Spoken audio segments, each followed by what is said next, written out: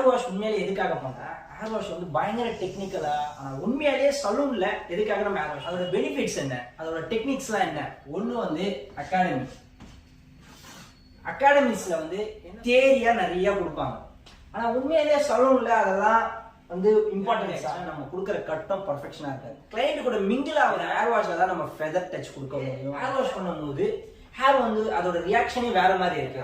ஒரு ஷாம்பு கிட்ட தான் அது இருக்கு. ஷாம்புல இருக்கிற கண்டிஷனர் பேஸ்ட் மாய்ஸ்சர் தான் அவங்க யூஸ் பண்ற டெக்னிக் தான். அதுல எவ்வளவு மாய்ஸ்சர்ஸ் இருக்கு அந்த ஹேர். வாவ்,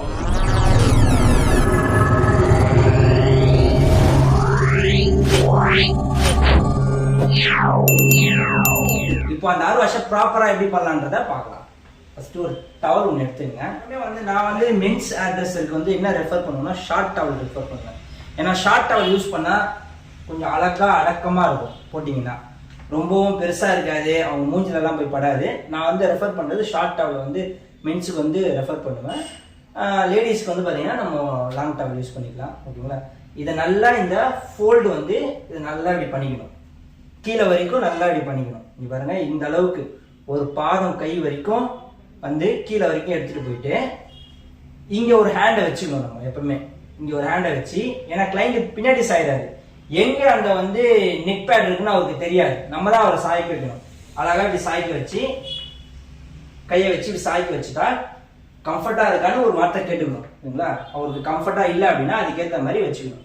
ஃபர்ஸ்ட் நல்லா அழகா பேக்ல வந்து ஹேரை வந்து எடுத்துட்டு வரணும். எப்பயுமே வந்து ஹேர் வாஷ் பண்ண போறீங்க அப்படின்னா எனி டைம் நீங்க ஹேர் வாஷ் பண்ணாலுமே சரி, அந்த ஃப்ளோ வந்து வாட்டர் இருந்துச்சுன்னா அது ஒரு 2 செகண்ட் விட்டுடுங்க. விட்டுட்டு அதுக்கப்புறமா லைட்டா ஹேர் வாஷ். இதுல மேஜரா என்னன்னா, நீங்க எடுத்துட்டு போயிட்டு ஹேர் வாஷிங் வந்து இப்ப இந்த பம்ப் இருக்குன்னா இந்த பம்ப் எடுத்து போய் இப்படி பண்ணக்கூடாது, தெரிக்கும் மேலலாம். ஸோ நம்ம ஹேண்ட் தான் வந்து ஷவர். நம்ம ஹேண்டுக்கு மேல எப்படி விடணும், எப்படி வருது பாத்தீங்களா? இங்க பாருங்க, கைக்கு மேல விட்டா எப்படி வருது பாருங்க. அந்த ஃபோர்ஸ் கம்மியாகி அழகா வரும். நீங்க கையை மட்டும் தான் எடுத்துட்டு போகணும்.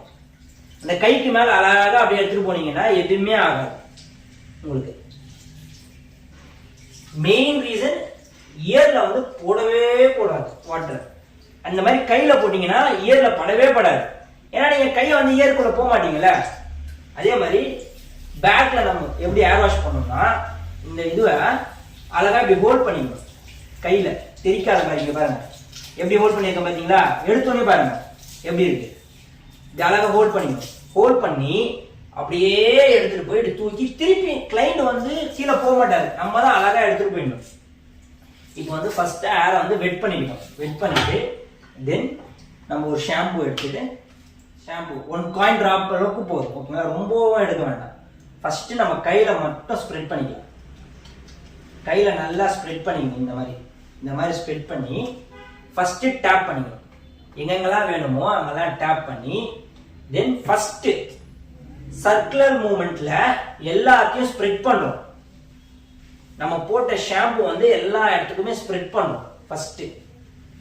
தென் ரொட்டேட் பண்றோம் ஸ்கேல்ஃபை. ஸோ ஒரு கிளைண்ட் நீங்க டச் பண்ணும்போது ஃபெதர் டச் இருக்கணும். அப்படியே ஸ்மூத்தா அவர் வந்து பாத்தீங்கன்னா அப்படியே அப்பா நல்லா ரிலாக்ஸா இருக்குடா அப்படின்னு ஃபீல் பண்ணும். அப்படி ஃபீல் பண்ணா மட்டும்தான் நீங்க வந்து கிளைண்ட் கிட்ட அட்டாச் ஆகணும். அதை விட்டுட்டு ஏதோ இப்படி இப்படி இப்படி இப்படி பண்றது, இப்படி இப்படி இப்படி இப்படி மண்டே ஆயிடுறது அப்படிலாம் பண்ணவே கூடாது. ரொம்ப ஜென்டலா சாஃப்டா இப்படி பிடிச்சிங்களா அவ்வளவுதான். இதோ பாருங்க, அழகா ரிலாக்ஸா பண்ணணும். தென் அழுக்க வெளியெடுக்கிறதுக்கு டஸ்டோ கிரீஸ் ஏதாவது இருந்துச்சுன்னா ஸ்டிச் பண்றோம்.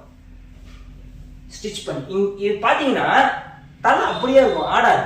எப்பவுமே ஒரு ப்ராப்பர் ஹேர் வாஷ் அப்படின்னா ஹெட் வந்து மூவ்மெண்ட் ஆகக்கூடாது. ஹெட் மூவ்மெண்ட் ஆகாம பண்ணணும். அதுதான் ஒரு ப்ராப்பரான ஹேர் வாஷ். ஸோ அதுக்கு நீங்க பிராக்டிஸ் பண்ணணும். உங்க ஃப்ரெண்ட்ஸ் யாராவது வச்சு இல்ல வந்து நீங்க சலூன் செக்ஷன்ல போய் ஜென்டலா ஹேர் வாஷ் பண்ணிக்கிட்டே இருக்கணும். பண்ணதான் உங்களுக்கு ஃப்ளோ வரும். ஏன்னா வந்து நான் இது சொல்லி கொடுக்கறது மட்டும் கிடையாது. நீங்க எவ்வளவு இது பிராக்டிக்கல் இருக்கு. நீங்க எத்தனை தலையை நீங்க ட்ரைவ் பார்த்துக்கிட்டே இருக்கீங்களோ அப்பதான் இதுல எக்ஸ்பெக்ட் ஆகுங்க. நீங்க ஜஸ்ட் நான் வந்து அகாடமிக் கிளாஸ்ல பார்த்தேன், யூடியூப்ல பார்த்தேன், கிளாஸ் நல்லா இருந்துச்சு, இதை நான் பார்த்தேன்னா வந்து ஒரு ப்ரொஃபஷனல் ஹேர் ட்ரெஸ்ஸர் ஆவேன் அப்படின்னு சொன்னீங்கன்னா ஆகவே மாட்டீங்க. கடைசி வரைக்கும் ஆக மாட்டீங்க. நீங்க கிளாஸ் மட்டும் முக்கியம் கிடையாது. நீங்க எப்ப இதை பிராக்டிக்கலா பண்ணி பண்ணி பண்ணி பண்ணி பண்ணி அந்த ஃப்ளோ மூவ்மெண்ட் எல்லாமே வருதோ அப்பதான் வந்து ஒரு ப்ரொஃபஷனல் ஹேர் ட்ரெஸ்ஸர் ஆவீங்க. இன்னொரு ரொம்ப முக்கியமான விஷயம், இப்ப நீங்க ஒரு ஹேர் வாஷ் பண்ண போறீங்கன்னா இடம் ரொம்ப முக்கியம். ஒரு ஷார்ட்டான இடம் இருக்கும் அப்படின்னா உங்களோட இந்த ஹிப் இருக்கு பாருங்க, இங்க பாருங்க, இந்த ஹிப்பு சிட்டிங் பொசிஷன் வந்துட்டு போகணும். நீங்க கிட்ட பாருங்க இப்படி போய் ஒட்டிக்கிட்டீங்கன்னு வச்சுங்களேன், இடம் வந்து கொஞ்சம் குறுகலா இருக்கு அப்படின்னு சொல்லிட்டு இப்படி ஒட்டிக்கிட்டீங்கன்னா உங்களால பண்ணவே முடியாது. இப்படி போயிடும் பாடி, இது பாருங்க கையெல்லாம் இப்படி போயிடும். உங்களால ஒரு ப்ராப்பரான ஒரு ஹேர் வாஷே பண்ண முடியாது. கிளைண்ட போட்டு இப்படி இப்படி இப்படி ஆட்டுவீங்க, ஒண்ணுமே பண்ண முடியாது. அப்ப என்ன பண்ணணும்னா லைட்டா கொஞ்சம் பேக்ல வந்து 1 லெக் ஃபார்வர்ட்ல இருந்தோம், 1 லெக் பேக்வர்டும் வச்சுக்கிட்டு சிட்டிங் பொசிஷனுக்கு போகணும். நீங்க எப்படி இருக்கணும், அப்பதான் வந்து பேலன்ஸ் கிடைக்கும் உங்களுக்கு. கால்ல வந்து ஃபுல் பேலன்ஸ் போகும், பாடி வந்து அவருக்கு மேல போகாது. உங்களோட பாடி வெயிட் ஃபுல்லாத்தையும் அவர் மேல கொடுக்க மாட்டீங்க, ஃபுல்லா காலுக்கு தான் டிரான்ஸ்ஃபர் பண்ணுவீங்க. அந்த மாதிரி பண்ணீங்கன்னா உங்களுக்கு ரொம்ப வந்து ஈஸியா இருக்கும். என்னடா இவ்வளவு தானே ஹேர் வாஷ், இதுக்கு போய் அப்படி இப்படி நானுங்களே அகாடமியில அப்படி இப்படி நானுங்க, நம்மளோட சீனியர் வந்து ஆஹா ஓஹோ நானுங்க, அந்த மாதிரி ஆயிடும். ஜென்டலா ஒருத்தவங்க வச்சுக்கோ பாருங்க, ஒரு ஃப்ரண்ட்ல வச்சுக்கணும், ஒரு பேக்ல வச்சுக்கணும். அதே மாதிரி இதுதான் ஃப்ரண்ட்ல வைக்கணும், இதுதான் பேக்ல வைக்கணும், எந்த ஒரு ரூலுமே கிடையாது.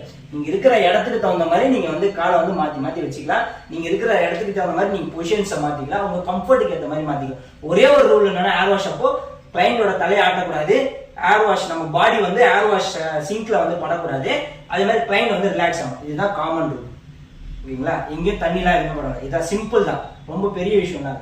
தென் அதுக்கப்புறம் ஃபுல்லா வந்து ஹேர் வாஷ் பண்ணிட்டு, இன்னொரு முக்கியமான விஷயம் என்னன்னா, எழுந்துறீங்கன்னு சொல்லிட்டு நீங்க பேக்ல இருக்கும் போதே நீங்க ப்ரோ எழுந்துறீங்க ப்ரோ கொஞ்சம் எழுந்துறீங்க அப்படிலாம் சொல்லவே கூடாது. ஃபர்ஸ்ட் நீங்க ஃப்ரண்ட்ல வந்துடணும். ஃப்ரண்ட்ல வந்து நின்று ப்ரோ கொஞ்சம் அப் பண்ணுங்க, ஓகேங்களா? இப்படி அப் பண்ணுங்கன்னு சொல்லிட்டீங்கன்னா அழகா அப் பண்ணுவாங்க. இந்த டவலை அழகா இப்படி ஃபோல்ட் பண்ணி பாருங்க, எங்கேயாவது தண்ணி சிந்திருக்கா, பாருங்க பேக்ல எங்கேயாவது சிந்திருக்கா. ஃபர்ஸ்ட் ரொம்ப நேரம் சாஞ்சி இருந்தனால இங்க கழுத்து வலிக்கும். ஒரு பஞ்ச் கழுத்துல அப்படியே ரிலாக்ஸ் ஆகும் செம்மையா, அவ்வளவுதான். அப்படியே அதே மாதிரி டவலை எக்காரந்து கொண்டா இப்படி இப்படி கிரஷ் பண்ணக்கூடாது, புஷ் தான் பண்ணணும். ஈரத்தை தொட்டு எடுக்கணும், போட்டு ரப் பண்ணக்கூடாது, போட்டு பரபரன்னு தேய்க்கூடாது. அழகா ஜென்டலா தொட்டு தொட்டு தொட்டு ஈரத்தை மட்டும் எடுக்கணும். எடுத்தீங்கன்னா அழகா பாருங்க, இதுல எவ்வளவோ ஈரம் வரல, அதே மாதிரி கிளைண்டுக்கு சொட்ட வரல, அவ்வளவுதான் ரிலாக்ஸ் ஆயிடுவாரு. மறுபடியும் அப்படியே ஃபோல்ட் பண்ணி கிளைண்ட வந்து சீட்டுக்கு எடுத்துட்டு போயிடலாம். ஸோ ஹேர் வாஷ்ல ரொம்ப முக்கியமான விஷயம் என்னன்னா, சிங்க்குக்கு பக்கத்துல நம்ம பாடி வந்து டச் ஆகக்கூடாது. 1 இன்ச் டிஸ்டன்ஸ் விட்டு தான் நிக்கணும். ஃப்ரண்ட் அண்ட் பேக் காலை வந்து உங்களுக்கு பொசிஷனுக்கு ஏற்ற மாதிரி நீங்க வந்து பேலன்ஸுக்கு வச்சுக்கணும். தென் எல்லாமே முடிஞ்சதுக்கு அப்புறமா அங்க இருந்துகிட்டே அப் பண்ணுங்கன்னு சொல்லக்கூடாது. நீங்க ஃப்ரண்ட்ல வந்துட்டு அவரை ஹோல்ட் பண்ணிக்கணும், அவரோட நெக்கை ஹோல்ட் பண்ணி அதுக்கப்புறமா அப் பண்ணுங்கன்னு சொல்லி ஃபுல்லா வந்து புஷ் பண்ணி ஹேரை வந்து எடுக்கணும். கிரஷ் பண்ணக்கூடாது, அது மாதிரி ஸ்டிச் பண்ணக்கூடாது, ஓகேங்களா? நல்லா புஷ் பண்ணி அந்த வெட்டை மட்டும் வாட்டரை மட்டும் எடுக்கணும், ஓகேங்களா? ஸோ இந்த மாதிரி ஒரு ப்ராப்பரான ஒரு ஹேர் வாஷ் பண்ணீங்க அப்படின்னா கிளைண்ட் சாட்டிஸ்ஃபேக்ஷன். ஸோ இந்த மாதிரி இன்ட்ரெஸ்டிங்கான ஹேர் ட்ரெஸ்ஸஸ் வீடியோஸ் உங்களுக்கு வேணும் அப்படின்னா மறக்காம நம்ம சேனலை பண்ண மறந்துடாதீங்க.